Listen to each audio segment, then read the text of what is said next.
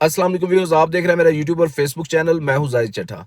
अच्छा जी, आज इस वीडियो में आप बात करेंगे अमेरिका और कनाडा के दरमियान क्या डिफरेंस है। What is the difference between Canada and US. वैसे तो दोनों कंट्रीज़ के दरमियान बहुत सारी सिमिलैरिटीज़ हैं, लेकिन आज हम डिफरेंस के बारे में बात करेंगे। तो मैंने कुछ पॉइंट्स आपके लिए लिखे हैं, तो चलते हैं जी, शुरू करते हैं। सबसे पहले, अमेरिका की जो इकॉनमी है is the largest economy in the world, जबकि कनाडा इकॉनमी के लिहाज से दुनिया में 10वें नंबर पर आता है। पूरे कनाडा की जो जीडीपी है वो 1.8 ट्रिलियन यूएस डॉलर है, जबकि अमेरिका की एक रियासत टेक्सास की जो जीडीपी है वो पूरे कनाडा की जीडीपी के बराबर है। समझ आई आपको? तो यहां से आप अंदाजा कर लें कि दोनों कंट्रीज के दरमियान कितना ह्यूज डिफरेंस है इकोनॉमी को लेके। ठीक हो गया जी। आगे जी, दूसरा पॉइंट है जी, Canada is the second largest country in the world after Russia, जबकि अमेरिका तीसरे नंबर पर आता है रकबे के लिहाज से। ठीक है। तीसरा पॉइंट है जी, कनाडा में बहुत सर्दी पड़ती है। विंटर जो है यहाँ पे वो अनबिलीवेबल होता है एज कंपैरिजन टू यूएस। ऐसा नहीं है कि यूएस में सर्दी नहीं पड़ती, वहाँ पे वेदर भी काफ़ी ठंड होती है, लेकिन एज कंपैरिजन टू कनाडा वहाँ पे सर्दी कम होती है। ठीक हो गया जी। उसके बाद जो रेशियो निकाली गई है, जो सर्वे करते हैं, ठीक है जी, दुनिया में जो भी कंपनीज सर्वे करती हैं उनके मुताबिक कि कनाडा के लोग जो हैं वो नाइस और फ्रेंडली लोग हैं एज कंपैरिजन टू यूएस। ठीक हो गया जी। ये एक, और 10वें नंबर पर आता है टॉप 10 में आता है कनाडा, फ्रेंडली कंट्री और नाइस लोग। ठीक है जी, एज कंपैरिजन टू यूएस। उसके बाद जी, पोलाइटनेस। पोलाइटनेस ये है कि कनेडियंस बड़े रिजर्व्ड हैं, जबकि अमेरिकन आप कह लें कि बड़े आउटस्पोकन हैं। ठीक हो गया जी, बड़े अग्रेसिव हैं अमेरिकन, जबकि कनेडियंस उसके बिल्कुल बरक्स हैं, बड़े पोलाइट हैं। आपसे बात करेंगे तो आपको ऐसा महसूस नहीं होगा कि ये मेरे साथ कोई लड़ रहा है, या अमेरिकन आपके साथ बात कर रहा होता है, आपको ऐसा लग रहा होता है, आराम से भी बात कर रहा होता है, ऐसा लग रहा होता है बड़ा अग्रेसिव है, ऐसे जैसे मेरे साथ लड़ रहा है। ठीक है जी, तो ये डिफरेंस है। उसके बाद गवर्नमेंट, जो बेसिक डिफरेंस है वो दोनों कंट्रीज के दरमियान, वो ये है कि अमेरिका में प्रेसिडेंट, जो फॉर्म ऑफ गवर्नमेंट है वहाँ पे प्रेसिडेंट चूज होता है, जबकि कनाडा में प्राइम मिनिस्टर होता है। ठीक हो गया जी। अमेरिका में दो ही पार्टीज हैं, एक डेमोक्रेट्स और रिपब्लिकन, और जो कनाडा में है वो 5 पार्टीज हैं, जिसमें लिबरल्स हैं जो इस वक्त गवर्नमेंट में है, कंजर्वेटिव्स, एनडीपी, ग्रीन पार्टी, ऐसे करके 5 पार्टीज हैं। ठीक हो गया जी। तो ये दोनों कंट्रीज, और जो मेजर डिफरेंस है, कनाडा जो वो कॉमनवेल्थ कंट्री में आता है। ठीक है जी। और इसकी जो हेड ऑफ स्टेट है वो क्वीन एलिजाबेथ टू, जो कि इंग्लैंड की हैं, वो इसकी हेड ऑफ स्टेट है, जबकि जो प्राइम मिनिस्टर ऑफ कनाडा है वो सारे कंट्री के जो जिम्मेदारी हैं वो देखते हैं। ठीक हो गया जी। अब आ जाए जी इमिग्रेशन की तरफ। कनाडा के साइज के मुताबिक उसकी पॉपुलेशन बहुत कम है। उसकी वजह क्या है कि पॉपुलेशन एजिंग हो रही है, लोगों की एज बढ़ रही है, और क्योंकि आगे उनकी पॉपुलेशन, बच्चे कम होने की वजह से जो उनकी इकोनॉमी को एक बेहतरीन इकोनॉमी, एक तरक्की याफ्ता इकोनॉमी को जो वर्क फोर्स चाहिए होती है वो रिप्लेस नहीं कर रही, क्योंकि उनकी अपनी आबादी एजिड हो रही है और आगे बच्चे उनके बहुत कम हैं। तो उस ज़रूरत को पूरा करने के लिए कनाडा पूरी दुनिया से हर साल ऑलमोस्ट 3.5 लाख इमिग्रेंट्स को बुलाता है। ठीक है जी।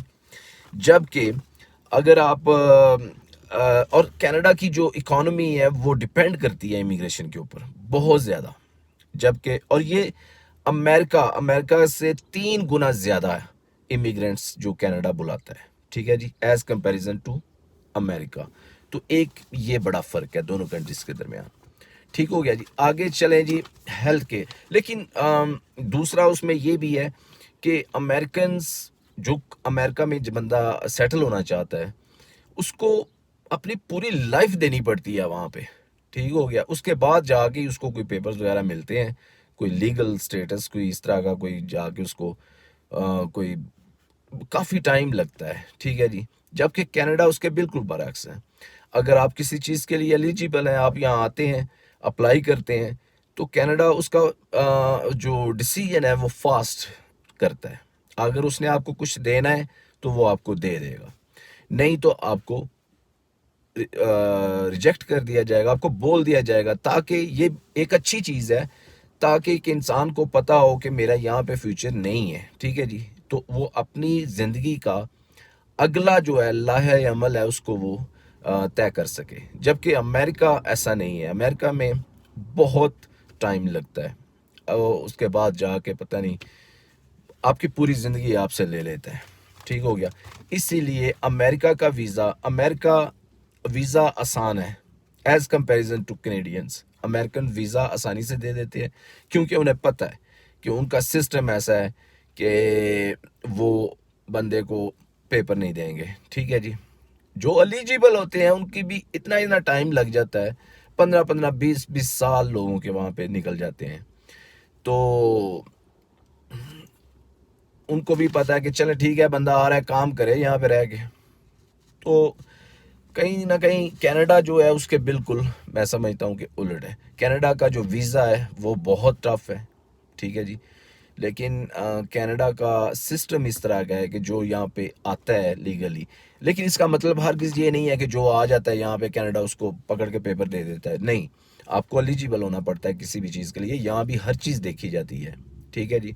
लेकिन as comparison to US it's easy, और आपको मिल जाता है, एंड ऑफ डे आपका फ्यूचर कनाडा में बन जाता है। अच्छा जी, उससे अगला पॉइंट चलते हैं जी हेल्थ केयर की तरफ। कनाडा जो है ना वो free health care, universal free health care देता है। अब इसको थोड़ा सा समझना पड़ेगा।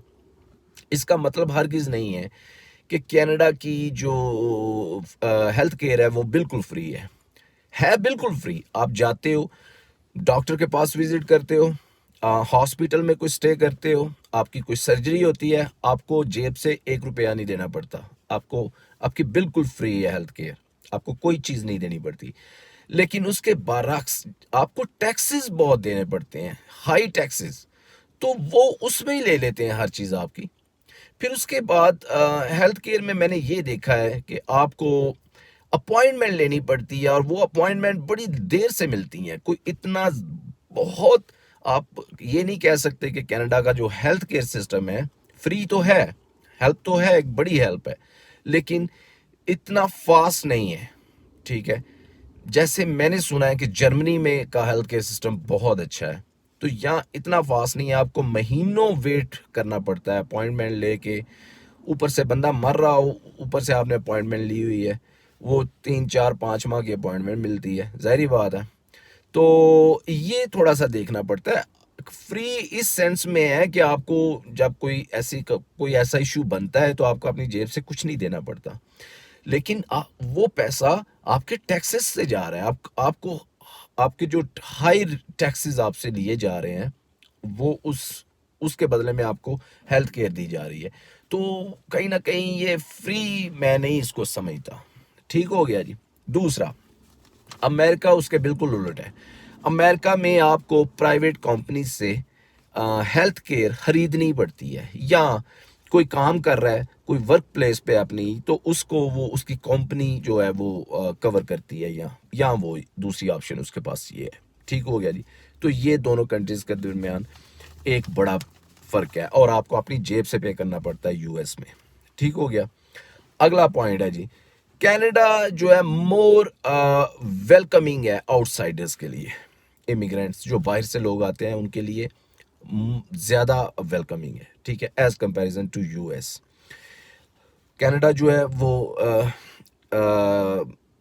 रेफ्यूजीज़ और इमिग्रेंट्स को अमेरिका की निस्बत ज़्यादा जो वेलकम करता है, ठीक है जी। क्योंकि जैसे मैंने पहले एक्सप्लेन किया कि इसकी एजिंग इकॉनमी इसकी जो बहुत ज़्यादा हद तक डिपेंड करती है इमिग्रेशन पर, क्योंकि इनकी पॉपुलेशन एजिंग हो रही है, ठीक हो गया जी।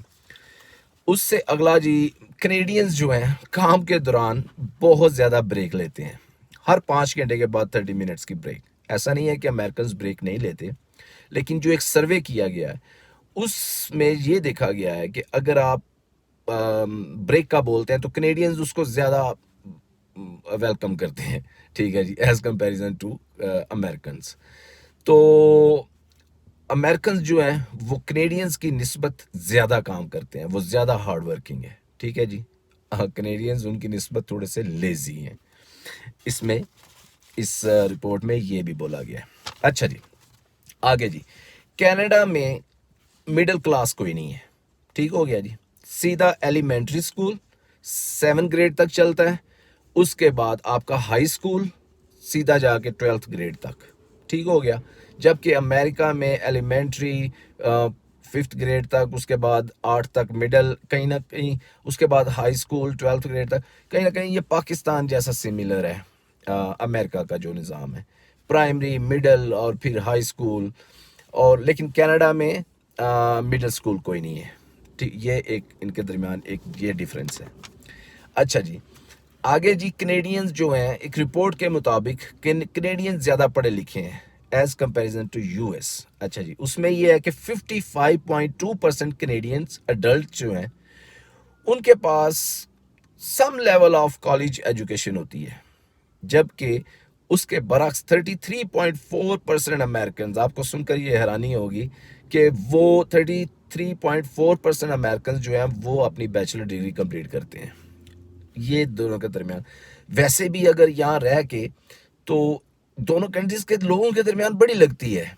मैं अक्सर लोगों से यहाँ के जो कनेडियंस हैं उनसे पूछता हूँ, तो वो कहते हैं कि अमेरिकन आर इग्नोरेंट, अनएजुकेटेड, ऐसी बातें करते हैं वो, ठीक है जी। और कहीं ना कहीं मैं समझता हूँ कि ये बात ठीक भी है, ऐसे ही नहीं मतलब ये बातें बनी हुई। अच्छा जी, उसके बाद अमेरिकन आज भी इंची टेप, जैसे पाकिस्तान में अगर आप कुछ चीज़ मेजर करते हैं तो अमेरिकन आज भी इंची टेप के साथ कोई किसी भी चीज़ की मेजरमेंट करनी हो तो वो करते हैं, जबकि कनाडा उसके बरक्स जो है मैट्रिक सिस्टम को यूज़ करता है। ये दोनों के दरमियान एक और डिफरेंस है, ठीक है जी। अमेरिका में 2 लैंग्वेज बोली जाती हैं ज़्यादा, एक इंग्लिश और दूसरी स्पेनिश, जबकि कनाडा में उसके बरक्स है, इंग्लिश और फ्रेंच बोली जाती है। तो ये भी एक दोनों कंट्रीज के दरमियान डिफरेंस है। अच्छा जी, उसके अलावा अमेरिकन जो है वो स्टारबक्स में जाके और कॉफ़ी पीना पसंद करते हैं, उनकी अपनी भी एक फ्रेंचाइज है डंकिन डोनट्स, तो वो उसको ज़्यादा प्रमोट करते हैं। जबकि कनेडियंस की अपनी फ्रेंचाइज है, वो टिम हॉर्टन्स उसको बोलते हैं, ठीक है जी, वो वहाँ पे जाना पसंद करते हैं। तो दोनों कंट्रीज के दरमियान ये भी एक डिफरेंस है। अमेरिकन जो है वो सॉफ्ट ड्रिंक को सोडा बोलते हैं, जबकि अगर आप कनाडा आते हो तो कनाडा अगर आप कोई ड्रिंक लेने जाते हो तो आप जाके ही बोलोगे can I have 2 litre pop, pop बोलते हैं, ठीक ठीक है जी, ड्रिंक को। अच्छा जी, उसके बाद कनाडा लार्जर देन अमेरिका, रकबे के लिहाज से कनाडा जो है वो मैंने पहले भी बताया आपको कि अमेरिका से बड़ा है, जबकि अमेरिका पॉपुलेशन में कनाडा से बहुत बड़ा है। मैं आपको बता देता हूँ कि दुनिया में जो तीसरे नंबर पर अमेरिका की पॉपुलेशन है वो है 329 मिलियन ऑलमोस्ट, जबकि कनाडा जो है वो 39वें नंबर पर आता है, 39th in the world population के हिसाब से। कनाडा की जो पॉपुलेशन है वो सिर्फ 37 मिलियन है, कहाँ पे 329 मिलियन और कहाँ पे 37 मिलियन, तो इट्स अ बिग डिफरेंस। अपनी जो है पॉपुलेशन ज़्यादा होने की वजह से अमेरिका एक बड़ी मार्केट है, ठीक है जी। वहाँ पे जो सैलरी पैकेजेस हैं वो बेटर हैं कनाडा की निस्बत, ठीक है जी। उसके बाद अपॉर्चुनिटीज़ ज़्यादा हैं, जहाँ पे लोग ज़्यादा हैं अपॉर्चुनिटीज़ भी ज़्यादा हैं, ठीक है जी, एज़ कंपैरिजन टू कनाडा। अच्छा जी, तो कनाडा में अमेरिका में आज भी पेनीज, जो डॉलर इनका सेम है, डॉलर बोला जाता है, सेम नहीं है, करेंसी डिफरेंट है, मतलब वैसे डॉलर उस वहाँ भी डॉलर बोला जाता है, यहाँ भी डॉलर बोला जाता है। अमेरिका में पेनीज चलती हैं, यहाँ पे सेंट चलते हैं, ठीक है जी। यहाँ पे $1 को लूनी बोलते हैं, कनाडा में $2 को टूनी बोलते हैं, ऐसे, ठीक हो गया जी। ये भी इनके दरमियान एक डिफरेंस है। अच्छा जी, कनेडियंस की जो लाइफ एक्सपेक्टेंसी है, ज़्यादा जीते हैं कनेडियंस, 81 ईयर्स इनकी जो रेशो निकाली गई है, 81 साल जिंदगी अपनी भरपूर जीते हैं Canadians, as comparison to American. American सिर्फ 78 साल अपनी ज़िंदगी जी पाते हैं। तो ये भी इन दोनों के दरमियान एक फ़र्क है। अच्छा जी, अमेरिका ने, इसमें कोई शक नहीं है कि बहुत सारी इन्वेंशंस की हैं, वंडरफुल इन्वेंशंस की हैं दुनिया में। लेकिन कनाडा का जो हिस्सा है वो भी मैं आपको बता दूं कि बास्केटबॉल कनाडा ने ईजाद की, टेलीविज़न, टेलीफोन और जिपर, म्यूज़िक सिंथेसाइज़र, ये सारी चीज़ें कनाडा ने जो इन्वेंट की हैं। ठीक है जी। Crime rate in USA are around 5 to 10 times higher than Canada. 5 से 10% ज़्यादा है कनाडा की निस्बत। ठीक है जी, जबकि कनाडा सेफ है। अमेरिका में बहुत सारे ऐसे हिस्से हैं कि जहाँ पे आप रात को पैदल नहीं चल सकते, जबकि कनाडा में ऐसा बिल्कुल नहीं है। कनाडा में आप कहीं वीराने में भी हैं, कोई आपको प्रॉब्लम नहीं है। ठीक है जी, यहाँ पे बिल्कुल सेफ है। छोटी मोटी चीज़ें तो फिर दुनिया में हर कंट्रीज़ में होती हैं, अच्छे बुरे लोग तो फिर हर जगह पे होते हैं, लेकिन क्राइम बिल्कुल, मैं जो समझता हूँ कि मुझे तो 0% ही लगता है Canada is more safe. America, New York के बारे में तो आप जानते हैं, दुनिया की खतरनाक तरीन शहरों में से है। कोई बात नहीं करता क्योंकि वो अमेरिका है, इसलिए। ठीक है जी, आगे जी, रियल एस्टेट को देखें दोनों कंट्रीज़ के दरमियान, तो कनाडा में घर एक्सपेंसिव है अमेरिका की निस्बत। अमेरिका में चीपर है कनाडा की निस्बत।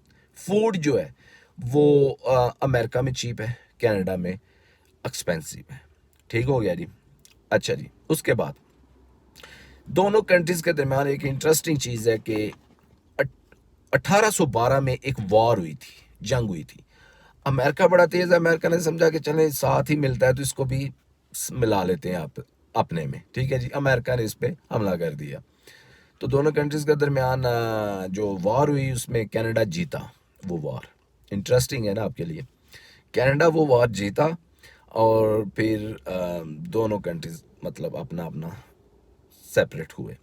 तो अनडिफेंडेड बॉर्डर है दोनों के दरमियान, बिल्कुल। और 75% ट्रेड जो कनाडा की है वो अमेरिका के साथ है।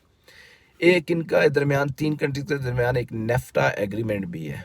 ठीक है जी, उसमें मैक्सिको, अमेरिका और कनाडा आते हैं। ये तीनों कंट्रीज आपस में मिलके ट्रेड करते हैं। तो ये हो गया जी लास्ट पॉइंट। ठीक है जी, तो ये थी जी आज की वीडियो। मैं थोड़ी सी अपनी आउटपुट दे दूं कि जो मेरा एक्सपीरियंस है कि कनाडा और अमेरिका के बारे में, वो ये है कि जैसे मैंने पहले बोला कि अमेरिकन्स आर वेरी अग्रेसिव। उनको ऐसा लगता है कि कहीं ना कहीं उनके दिमाग में एक चीज़ है, वो सुपर पावर कंट्री वाली। ठीक है जी, वो उनके दिमाग में भी है। They thinks they are above everybody. ठीक है जी, दे आर सुपीरियर। ये उनके दिमाग में ये चीज़, ये कीड़ा है। ठीक है जी, वो समझते हैं कहीं ना कहीं they are above the law, लेकिन वो nobody is above the law, but वो ये समझते हैं। ऐसा मैंने उनमें फील किया है। बहुत अग्रेसिव में बात कर रहे हो, ऐसे लगता है आपके साथ झगड़ रहे हैं। ठीक है, बहुत तेज़ बोलते हैं, वर्ड्स को फंबल करते हैं बहुत ज़्यादा। कनेडियंस बहुत पोलाइट हैं उनकी निस्बत। ठीक है जी, बहुत पोलाइट हैं, वेल एक्सेप्टिंग है। दोनों कंट्रीज़ के दरमियान ये जो है डिफरेंस है, और ह्यूज डिफरेंस है। ठीक हो गया जी, तो ये थी जी आज की वीडियो। इंशाल्लाह मिलते हैं फिर किसी अगली वीडियो में। उम्मीद करता हूँ आपको वीडियो पसंद आएगी। तब तक के लिए अल्लाह हाफिज़।